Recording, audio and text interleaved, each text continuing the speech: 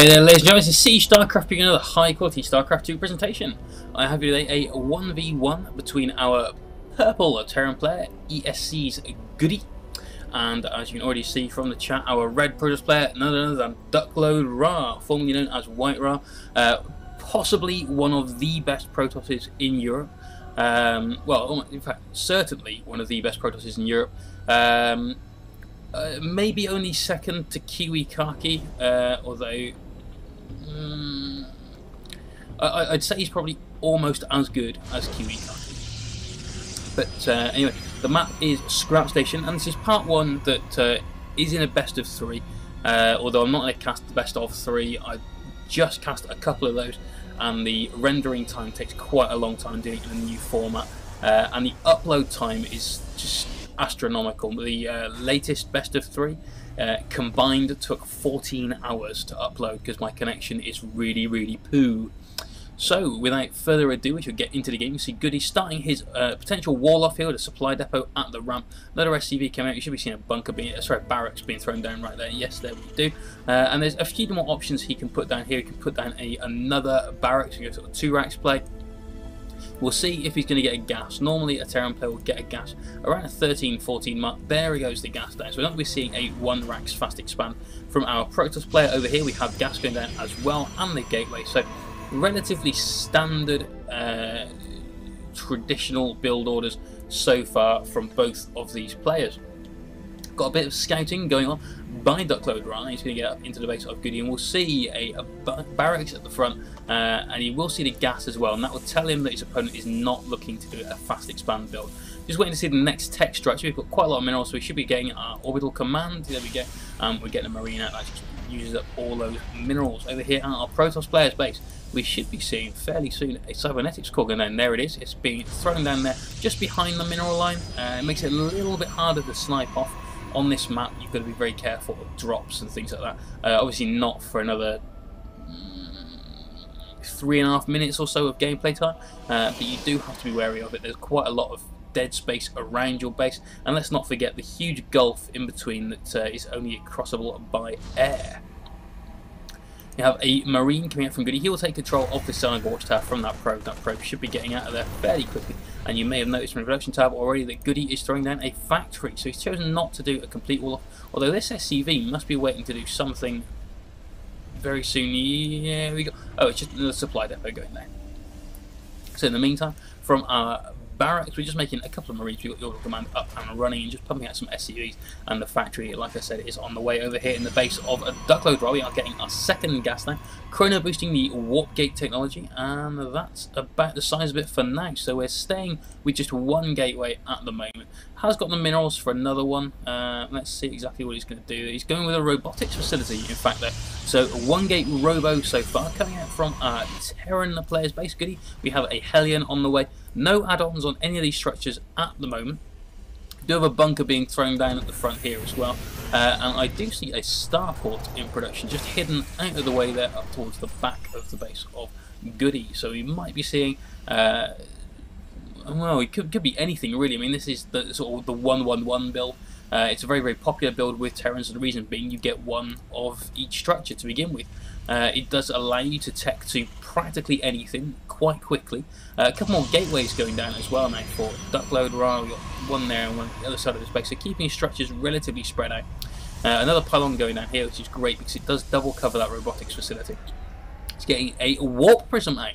This is something that WhiteRa has been doing in quite a few games.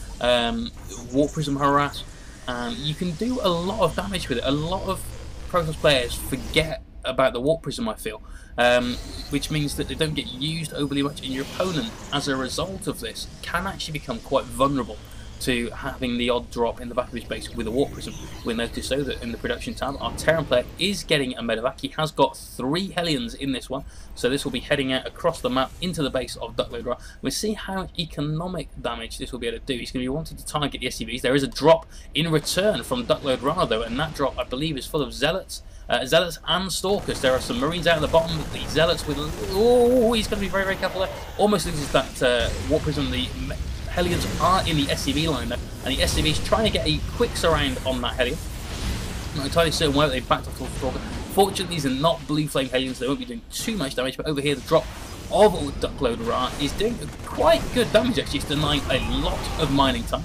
The Warp Prism, I believe, has now been killed. It has. So we have a couple of Zealots and a Stalker just in here. The Viking should be going down to the Stalker, perhaps. Yeah, there it goes.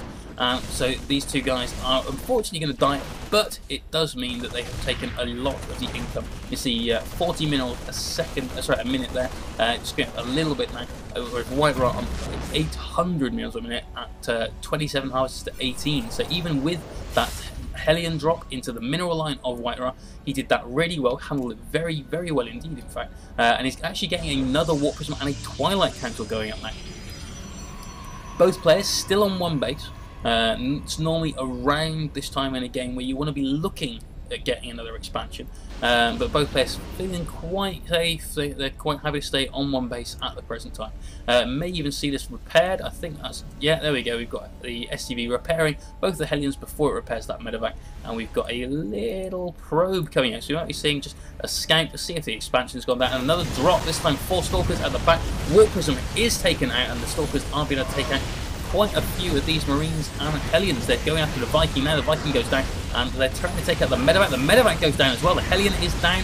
This is not looking good whatsoever for GoOdy. One Hellion is just being, one Stalker is being microwaved from the SCVs now, and I think that's all the offensive units. There's a tank left, but the tank versus 2 Stalkers should be able to win, no problems whatsoever. Yet another Warp Prism in production now for WhiteRa. So he looks like he's still going with this drop start plate, and he's now getting Templar Archives. So he's switching up to High Templars. We have an engineering bay being thrown down somewhere in our Terran player's base. No, wait, it is a proxy engineering bay. So he's throwing this down just to delay the expansion of WhiteRa.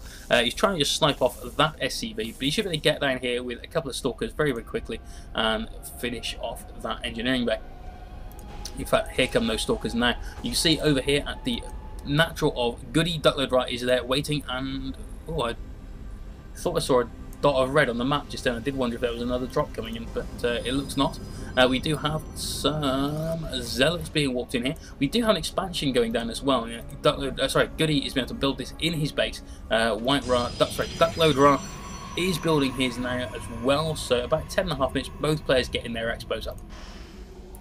We've got Sonic Storm on the way. That is being chrono boosted out as well, and we have a couple of HTs being walked in just ready. They should have enough energy by the time Sonic Storm finishes to do a couple of storms themselves, and then Chaotic Amulet will be researched as well. You have a small push, very small push now, just a few Stalkers coming out, probably just to look, see if there is an expansion going down, although that should have been seen already by the observer down here at WhiteRa. Let's have a quick look. Yes, he has seen the expansion being built, so he's fully aware of that. We do have a couple of missile turrets going there. There's one there, one in the mineral line as well. And with those two and these Vikings, the drop play that WhiteRa has been using so far should at least be slowed. Probably won't be stopped, but should be slowed. Let's look at the income tab. We are at 35 harvesters to 27, so GoOdy is catching up slowly but surely. On the army size, we are at 65 for WhiteRa versus 45 for GoOdy. Not so good actually. A little bit of engagement at the front. The observer does get taken out. The vision from the missile turret does extend quite a long way. I believe the vision for it has a range of 9, whereas the attacks have range of 7, so it can see a lot further than it can shoot. And oh, we did have a drop there. HT's dropping at the back, turning into an Archon now as well. Let's look at the income tab, and we are 23 harvesters, so we've lost probably 5 or 6 harvesters just from that HT attack there. This Archon is about to get killed by the tank. He may get the Viking. Oh, almost gets the Viking. But once again, the mining time of GoOdy has been interrupted a lot. So a little bit of a probing attack at the front now, just to try and do a little bit of damage and try and save that observer. Meanwhile, at the back, there was that HT drop, and that was really nice to see. We have Chaotic Amulet going down, we have +1 weapons, and an Immortal, as well as a second Forge being built. You can see we've got one there. Where's the other one's going to be somewhere here. There's the other Forge, and another gateway. So WhiteRa is getting a few more gateways down here. It's going to stay with this gateway style of play. And gateway units backed up by something solid like an Immortal to deal with things like tanks and marauders is a fairly solid army, especially if you've got enough gas to throw in a sentry or two as well, and really deny your opponent any chance to flee or position himself in such a way that it benefits him. More factories going down now as well though for GoOdy, so we may be seeing a few more tanks. We do have a Banshee out, no cloak yet though. Oh, a little bit, once more, of a probing attack at the front. You see a little bit of damage was done to the shields of these Stalkers, but nothing else really. But those tanks in siege mode certainly will be blocking that front door from anything but a really strong push coming through. So let's go back over to the expansion of WhiteRa. Sorry, Duckload Ra. Keep calling him WhiteRa. I do apologise, but I spent so long calling the guy WhiteRa that it's kind of hard not to.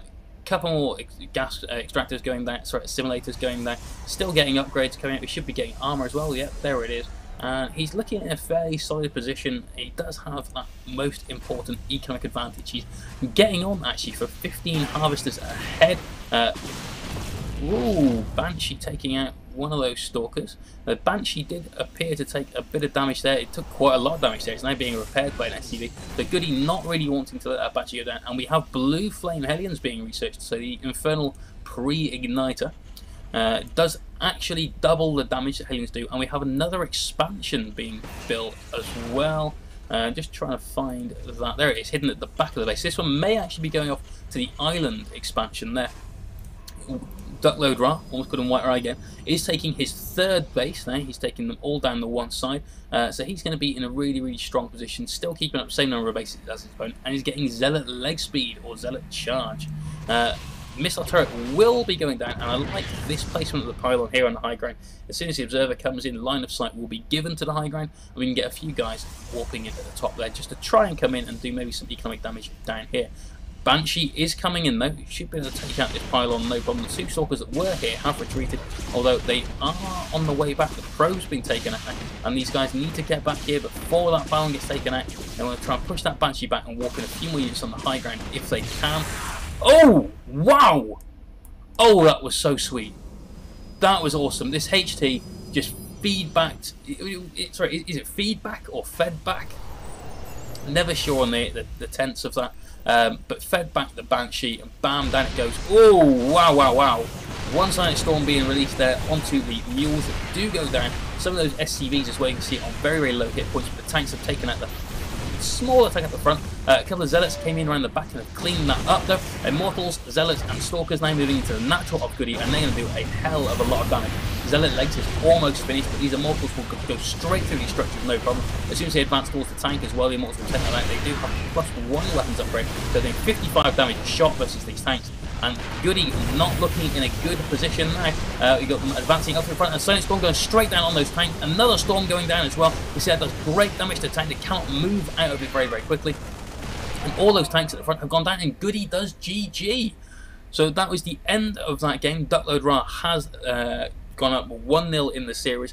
I can tell you now it did go a complete clean sweep in favour of Duckload Ra, 2-0 GoOdy, which is not an easy thing to do. GoOdy is a very, very accomplished Terran on the European ladder.